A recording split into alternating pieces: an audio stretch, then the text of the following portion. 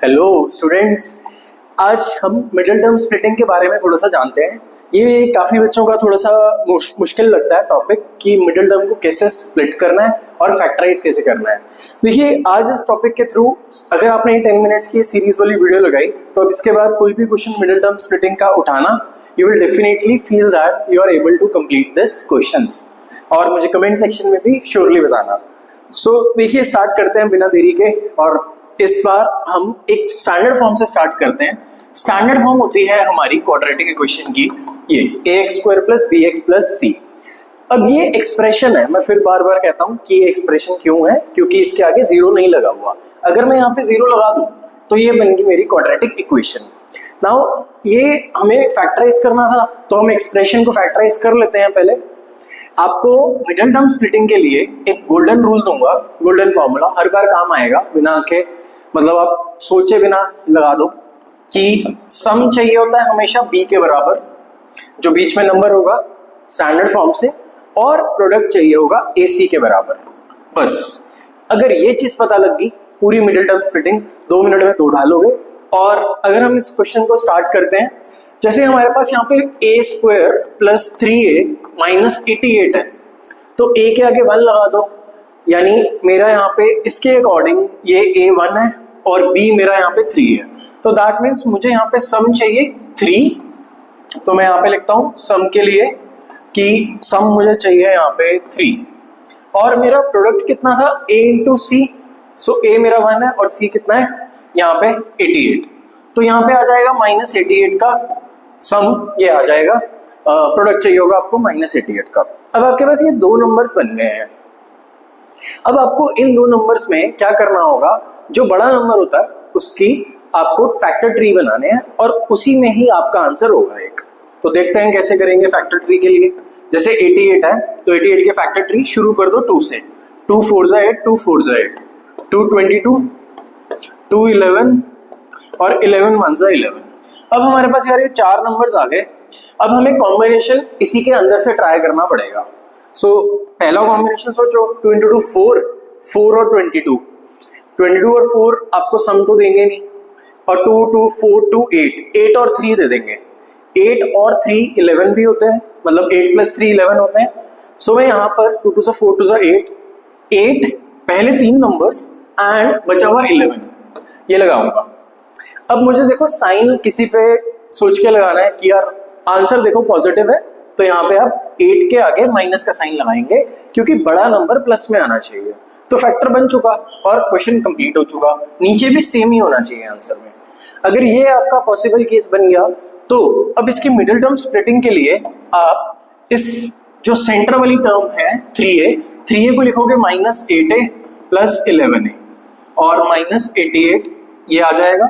अब in first और second में से कॉमन लेंगे a, तो अगर हम a कॉमन लेते हैं तो a - 8, और इन दोनों में से 11 कॉमन लेंगे, 11a - 8, और हमारा फाइनल आंसर आ चुका है। दिस इज a + 11 और a - 8। तो ये कॉन्सेप्ट था। सम चाहिए होता है b के बराबर, मिडिल टर्म के बराबर, और प्रोडक्ट चाहिए होता है ac के बराबर। तो अगर बस आप इन 2 चीजों का ध्यान रखेंगे तो मिडिल टर्म के क्वेश्चंस एक ही दम धो डालोगे। ठीक है, सो अब हम सेकंड क्वेश्चन पे मूव करते हैं। सेकंड क्वेश्चन हमारा क्या कहता है, let's see. This is my second question, और if we see in this question we have 40 + 3x - x²। ये भी अच्छा क्वेश्चन है काफी।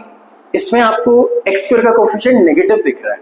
सबसे पहले इसको सेट करके लिख लो, -x² + 3x + 40। हम इसको ऐसे लिख सकते हैं। अगर आप इसमें से माइनस के साइन को कॉमन लोगे तो ये बन जाएगा x² - 3x - 40। अब ये वही स्टैंडर्ड फॉर्म में आपका कंपेयर हो गया। If you compare it with the standard form, तो भाई ये आपकी स्टैंडर्ड फॉर्म होती है।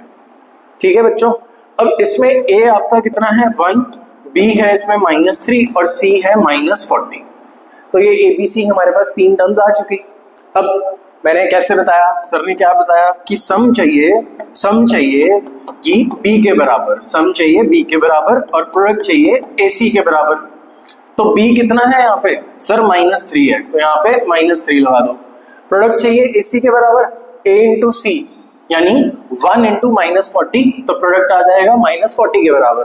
बस अब मैंने बोला बड़ा नंबर कौन सा है, 40, न्यूमेरल में देखेंगे और उसके कर दो फैक्टर्स, ट्री बनाएंगे। तो 2 20 सा 40, 2 10 सा 20, 2 5 सा 10 एंड 5 1 सा। छोटे से नंबर से शुरू करें 2 से और बढ़ते जाएं। अब यहाँ पे 2 2 सा 4, 2 सा 8, 8 और 5 3 भी बनता है और 8 और 5 40 भी बनता है। तो यहाँ से 8 लिख दो, यहाँ 5 लिख दो।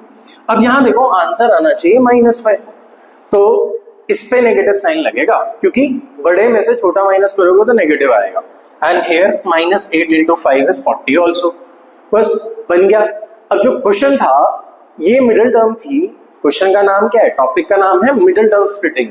तो इस मिडिल टर्म को स्प्लिट करेंगे इन दो में। कैसे करेंगे वो देखते हैं। और x² -3x है ना हमारे पास, सो अब मैं माइनस बाहर कॉमन लेके x² -8x + 5x -40 ऐसे लिख दूंगा ये। अब बस इन दोनों में से कॉमन लेना है एंड पहले दो में से x कॉमन आ जाएगा और आ जाएगा x -8, अगले में से 5 कॉमन आएगा और अंदर भी आ जाएगा x -8। एक चीज का ध्यान रखना, अंदर वाली टर्म्स ये दोनों सेम रहती हैं। तो x -8 दोनों में आ रहा है, तो यहां से आंसर आ जाएगा x -8 और एक आ जाएगा x + 5। आप आंसर को यहां पे भी छोड़ सकते हो। एक और इसका वे हो सकता है एक्सप्रेस करने का आंसर, माइनस को अंदर मल्टीप्लाई भी कर दीजिए। So if you make minus enter into the bracket तो इट बिकम्स 8 - x। साइन को उल्टा करेंगे और इधर भी हो जाएगा, एक ही ब्रैकेट से हो जाएगा और यहां आ जाएगा आपका x + 5। ठीक है, और फाइनली ये रहने देंगे तो ये बेटर रहेगा आंसर। सो हम इसको यहां पे एंड करते हैं। थर्ड और नेक्स्ट क्वेश्चन ये है a² -14a -51। फिर से इसको लिखेंगे a² -14a -51। अब थर्ड क्वेश्चन आ गया आपके पास। तो थर्ड क्वेश्चन में अगर हम देखें, इसमें मिडिल टर्म की स्प्लिटिंग करनी है। तो मिडिल टर्म की स्प्लिटिंग के लिए सम चाहिए कितना, -14, प्रोडक्ट चाहिए -51। ठीक है, सम चाहिए -14, प्रोडक्ट चाहिए -51। तो अगर हमें सम चाहिए -14, प्रोडक्ट चाहिए -51, तो हम क्या करेंगे कि इसके लिए 51 के फैक्टर्स बनाइए। 51 के देखो 17 और 3 बनता है, 17 3 14, 17 और 3 बन जाएगा। 17 3 सा 51 और 3 1 सा 3। तो अगर हम यहाँ पे 17 और 3 का लेते हैं फैक्टर, ठीक है जी, 17 और 3 साइन लगाएंगे माइनस का 17 पे, क्योंकि वो वैल्यू हमारी बड़ी है, आंसर नेगेटिव में है तो इधर भी नेगेटिव, और ये हमारा मिडिल टर्म हो जाएगा split. So this becomes a² -17a + 3a -51। a common ले लीजिए, a -17 + 3 कॉमन ले लो, a -17। ठीक है जी, इसके बाद final answer a + 3 and a -17। This is your required answer and this is also clear.